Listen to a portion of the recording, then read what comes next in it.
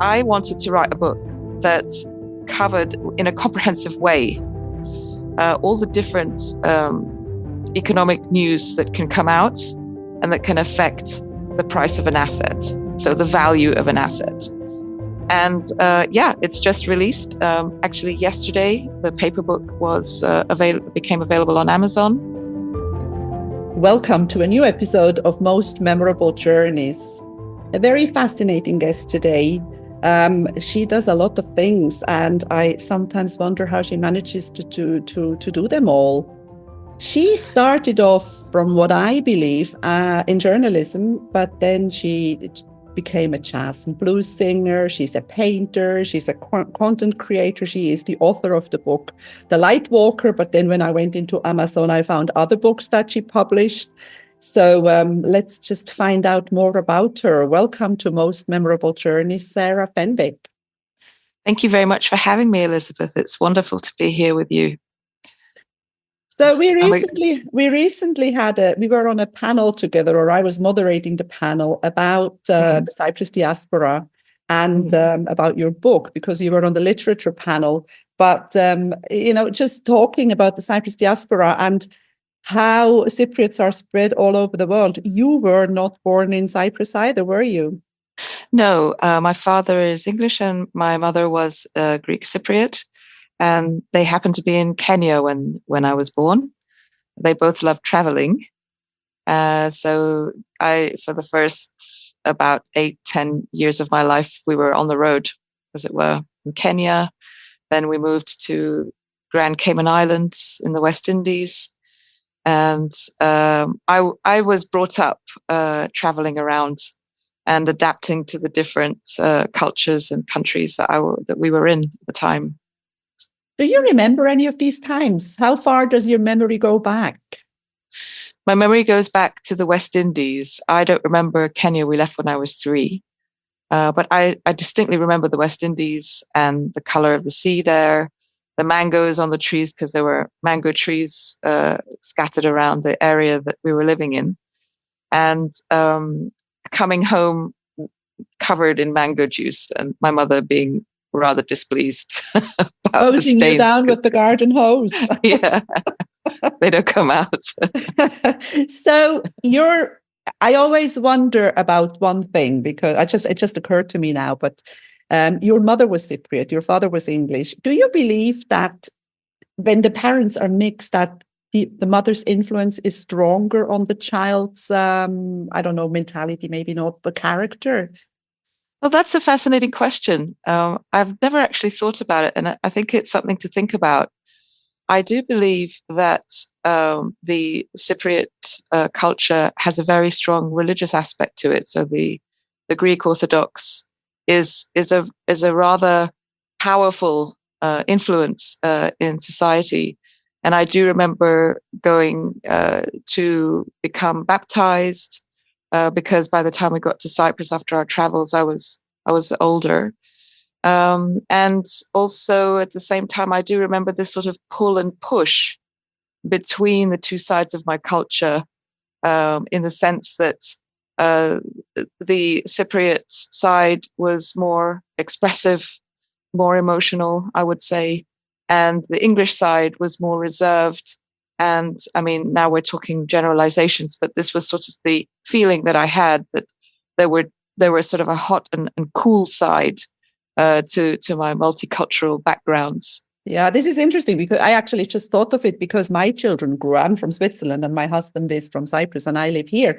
So you do sort of, I always try to respect and celebrate the Cypriot the church and whatever else. But I also for me, it was very, very important that my children had a Swiss side, and I only spoke to them in Swiss German, and they both are fluent. I mean, you can't hear that they didn't grow up in Switzerland. So it's an interesting mixture. I think multicultural children are, I don't know, a little different to children who were born to two parents of the same country. Well, the language point is very important. The language, growing up with 2 languages was a distinct advantage. My father is an English teacher and a translator, and he encourage us to learn languages, because this is kind of the key to adapting to wherever you go and being able to speak to people in their own language, to be able to understand what they're trying to tell you, and to be able to communicate. So this was sort of instilled in us from the beginning. And it was very useful to learn Greek, because Greek is such a rich language that it informs many, many other languages, especially English. So I would say it's a very good experience to have a multicultural background, and it also informs my decision to be a jazz singer, because jazz is multicultural and it does encourage opening up to other cultures, to other sounds, and to other ways of hearing music. Yeah, and I think just music connects people without actually needing to speak the language. But I absolutely agree with your dad. I think it's very important to learn languages, because when you learn a language, you don't just learn the language, you also learn the culture of a place. Now let's Mm-hmm. fast forward a little bit. I have a memory about you. I don't remember when it was. It was in the 90s, and you were working at Sigma, as far as I remember. And there was a show. Was it called The Money Show? That was called The Money Show, yes. And I was invited to come and talk about personalized children's books. And I remember that. How long did you do television? I've been doing television for since my career began, actually. I worked Sigma Live was one of my first jobs as a professional journalist, and that lasted about a year and a half, I believe. But from then on, I was involved in productions in one way or the other, either as a producer or as somebody who was a guest, or in one way or the other. I mean, for example, I produced a music video for Sony and in Cyprus. So the experience of being in television is sort of an extension of all of the aspects of the work that I do. It's a very important part of communicating with the audience, and that shifted quite a bit from mainstream television into then the internet at the beginning of the 2000s or so, when the internet became the dominant form, began to be the dominant form of mass communications. Yeah. Yeah, that's fascinating, because you also wrote, but I don't know when you wrote that book, but I found this book called Digital Marketing for Musicians. I wrote that in 2022.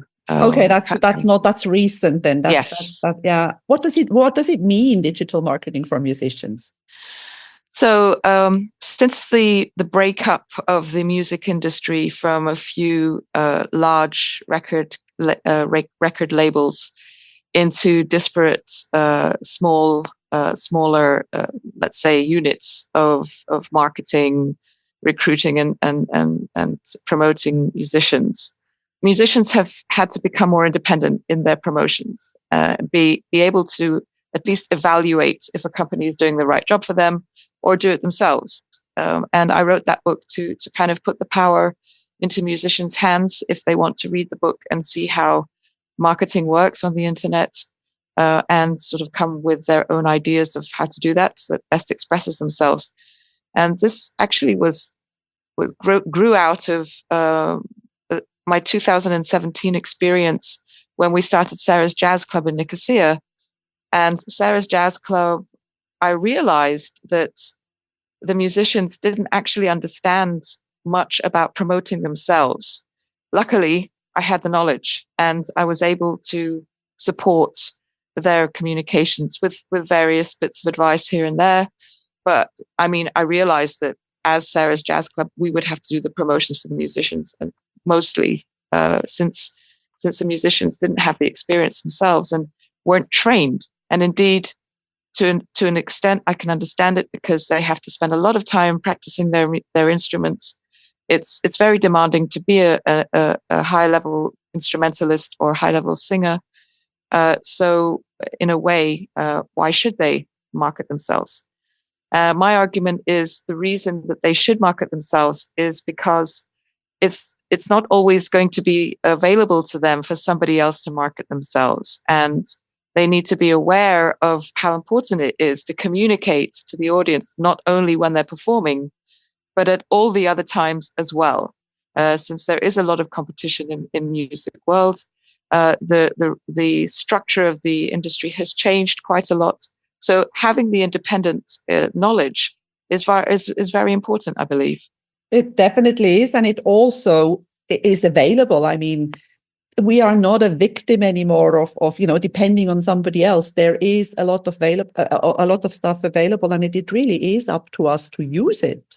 Absolutely, yeah. There is a lot of information out there, but I think I heard sort of a calling to write that book because I said to myself, well, I do have a background in mass communications. It's something I studied. It's something that I experienced through my career. I do have the other side as well, which is the experience as a musician. So somewhere where I could share my knowledge. And as far as I understood, for the people who have given me feedback on their experience of reading the book, it's been helpful because they've understood that Facebook, for example, is not just a place to keep in contact with band members and network with other musicians. It's also a place where their audience is. It's a place where journalists are. It's a place where television stations are. It's a place where their fans are. So Facebook on its own is a center of mass communications. LinkedIn is a center of mass communications, but on a business level, so business to business. Yeah. It's just a shift in consciousness. It's a shift in how you think about social media. Yeah. I think about it as it is a place where opportunities are, isn't it? Yeah. Because if you don't use the exposure, nobody's going to know about you. Absolutely, yeah. And opportunities there. It's up to us how much and in which way we want to expose ourselves in a way. I've also noticed I don't know if it's a book, but you write about finance. Yes, I do. Where does that come from? I mean, you definitely are a very, very multifaceted lady. I mean, we haven't even reached the painting side yet. Where does the finance come in? So, writing about finance, actually, I was triggered by my first job as in television as The Money Show. The Money Show. So that sort of got me thinking because I learned a lot from people. And like yourself, people also who work in the financial markets directly, how integral the financial aspect and the economy is to every single individual's life. I've been writing about finance. I've been writing about the foreign exchange markets, the investment markets. I did actually a year in Switzerland, in Zurich, where I was a financial correspondent for what turned into Thomson Reuters. I actually started in AFX News, and then it sort of was bought and merged with different companies.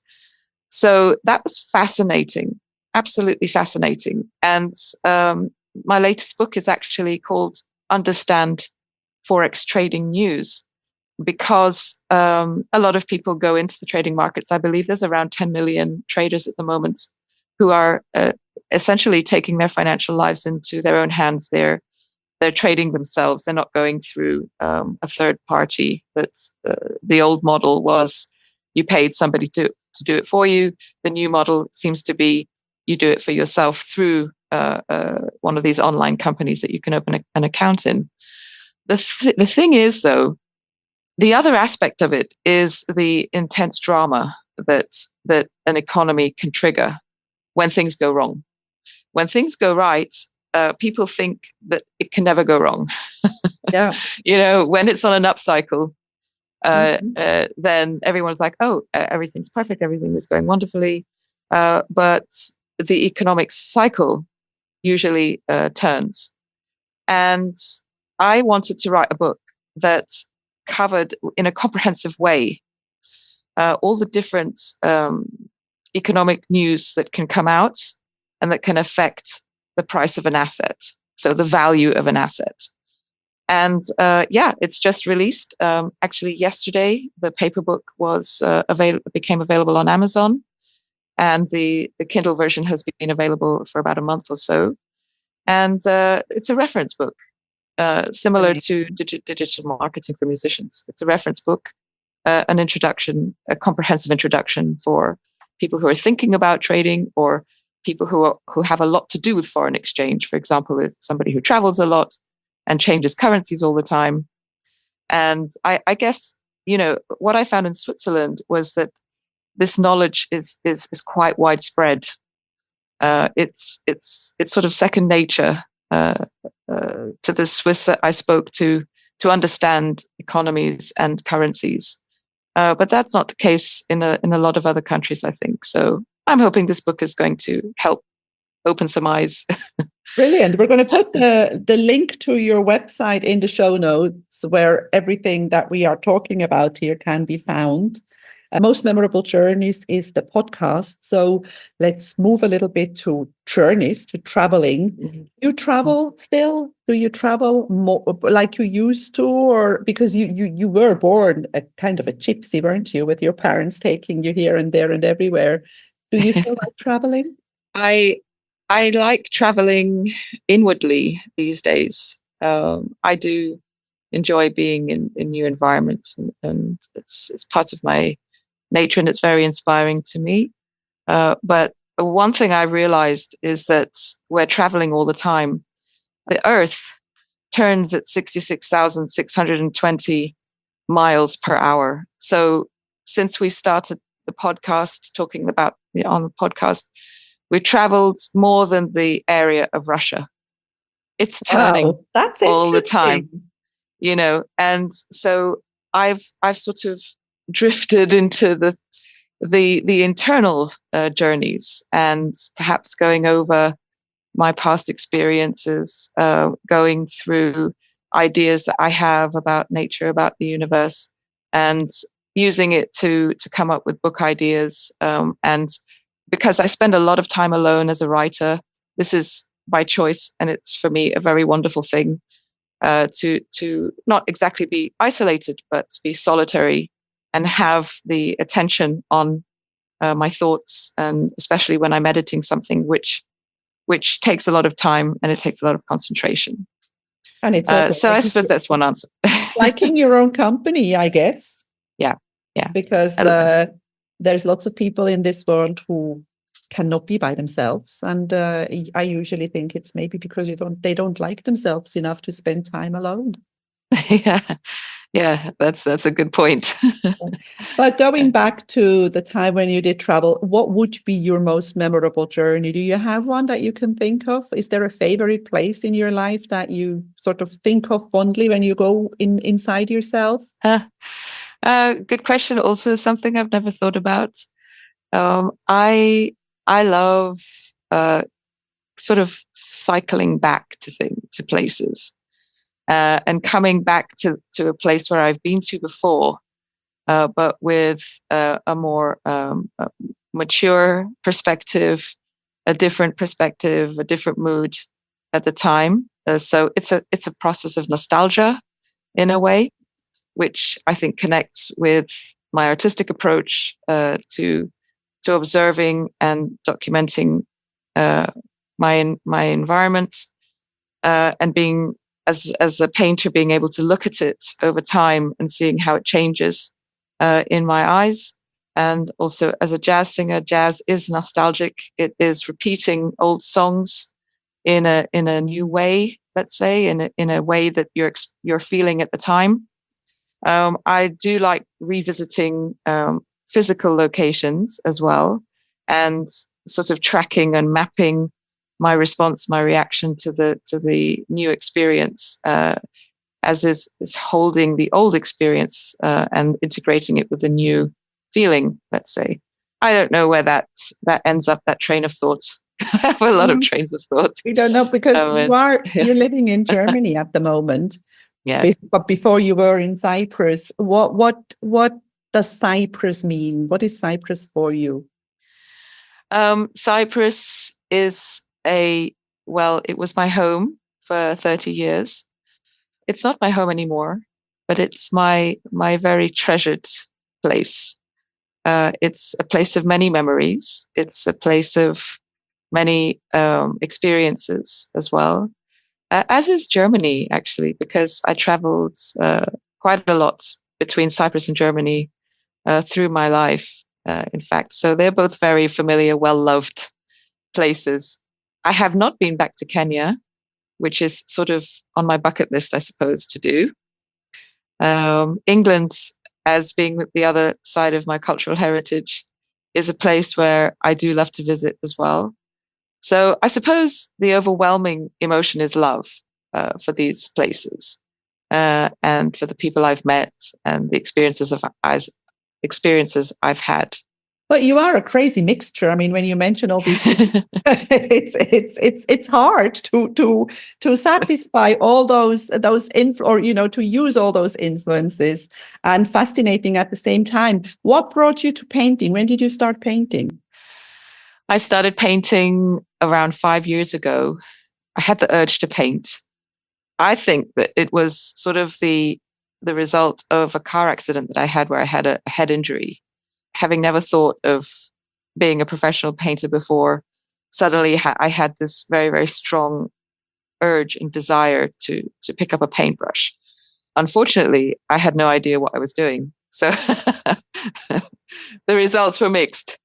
However, I did do what is part of my artistic process as a jazz singer and as a writer. I shared it in public. I shared it on Facebook. And luckily for me, a very, very good artist called Ellie Lestas saw my work, and she got in touch with me and she said, have you ever taken an art course? And I said, well, no. And she said, I'm surprised to hear that, but if you ever want to, then let's work together. And I made the very, very good decision to work with Ellie Lestas, and she taught me the basics of art. And we did what ended up to be a sort of foundation course. And after that, I was well away. I had the tools in my hands. I was absolutely delighted to see some of the paintings that I was producing approach what I wanted to do. So yeah, that's still in progress. I think that's any art. You're always learning. You're always improving. You can never believe that you're the perfect artist and you've reached some kind of height. Never ever believe that, because that is actually the very place where you stop creating something interesting, I think. When you think you know it all. There's always going to be something left to learn, always. So this is very interesting what you're saying about the painting, because me personally, I do lots of stuff, but one thing that I definitely do not know how to do is draw or paint. Do you think anybody can learn? Do you need talent? Anybody can learn? No. This is not a matter of talent. This is a matter of skill, and anyone can learn a skill if they're motivated enough. Where a talent is actually getting in touch with yourself and saying, what do I want to say? What do I want to express to other people? What do I want to communicate to them? But learning how to draw, learning how to paint, everyone can do it. Everyone, because if I can do it, everyone can do it. And that I'm not, humble bragging or something here that is a common thing that happens. I'm not humble bragging. That is a fact. I had no clue. No clue. Interesting. Very interesting. The last thing we're in half an hour in, but the last thing that I do want to talk to you about is actually the book. That's why we were sort of reconnected recently on the Diaspora panel. The Light Walker. How did The Light Walker come about? What is the story? Or how much can you say? Don't tell us everything, because we want people to buy it. The Light Walker is the story of Alex, who is a child prodigy, a Cypriot child prodigy, a mathematician, whose mathematical skills are so prodigious that the British government recruits him to become part of their code breaker department, GCHQ, and they recruit him because it's set at the time of the colonial rebellions that happened through the British Empire at the time in the 1950s, 1960s, and so on. And that is the beginning of his story. His story goes in many many directions, and of course, I'm not going to give any spoilers. But what I want to say is that magical realism, which is the genre I chose, is taking a look at an event in history, for example, and finding some synchronicities, some hope, if you want, in the story of a conflict, in the story of a country, in the story of a character in a country. This is what I love about magical realism, and I hope that comes across to people who read it. Great, great. Now, what is next for Sarah Fenwick? You do so many things. What are you going to concentrate on? And that's one question I'm going to ask two at the same time. You're a content creator. So if somebody wants content, they could get in touch with you, and you could kind of, from what I understand, you know so many things, you could probably create anything. I'm concentrating at this point on writing books and on painting, and also on my financial content creation. This is in the form of articles, for example. I also write for financial websites, for companies in the payment sector, in the foreign exchange sector, this kind of thing, even in the banking sector. So I do sort of analytical articles that are based on economic news. So this is a sort of business part of things for me. And as far as the artistic side is concerned, I'm studying currently on a master's course for creative writing, because I want to improve my creative writing and really get the skills to underpin future books that I'm going to be writing. You are doing that now. You're doing that master course now. Yes. So you do agree with me that one should never stop learning. Absolutely. Lifelong learning. And the educational model is adapting a bit slowly, but it's adapting to the new era of internet communications. So I'm doing this whole course online, which is actually working out very successfully. We have the same class spirit, even more so because people don't miss classes. They can attend them when they happen, even if they have full-time jobs and so on.